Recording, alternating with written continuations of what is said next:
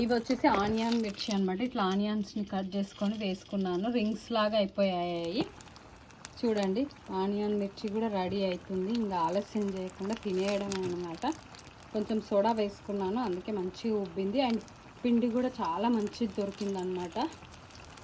Like మేమే శనగలు ఎండబెట్టి మంచిగా పట్టించుకున్నాము. అందులో కొద్దిగా ఒక్క స్పూన్ అయితే రైస్ ఫ్లోర్ వేసాను. అండ్ పిండి కలిపేటప్పుడు మనం కొద్దిగా మిరపకాయలు కూడా యాడ్ చేసుకుంటే బాగుంటుంది అనమాట. ఇవాళ వీడియో ఇదే అనమాట. ఈ వీడియో మీకు ఖచ్చితంగా నచ్చుతానని అనుకుంటున్నా.